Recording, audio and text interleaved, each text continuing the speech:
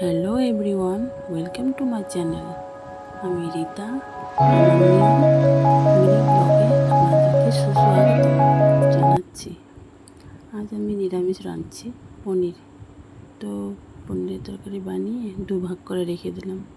তো ভাবছি রাত্রে আর দিনে দুভাগ করে রেখে দিই। আর নিরামিষ তো আমাদের নিরামিষ আলাদা ঘরে রান্না বাড়া করা হয়। তো এখন রান্নাবাড়া করে গ্যাস ট্যাস মুছে আমি এখন আমার রুমে চলে যাব।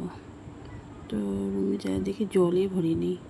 তো ভাবলাম একটু ঠান্ডা জল খাবো, একটু জল ভরে ফ্রিজে রেখে দিই।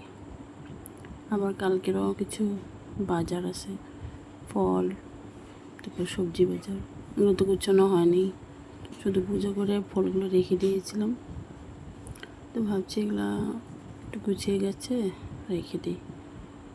তো গোছানোর পরে আবার কিছু কাজ আছে, বাচ্চাদেরকে স্নান করাতে হবে, স্নান টান করে খাইয়ে দিয়ে ঘুম পাড়াতে হবে। এইটাই আমার ছোটো মিনি ব্লগ। যদি আপনাদের ভালো লাগে তাহলে লাইক সাবস্ক্রাইব করবেন।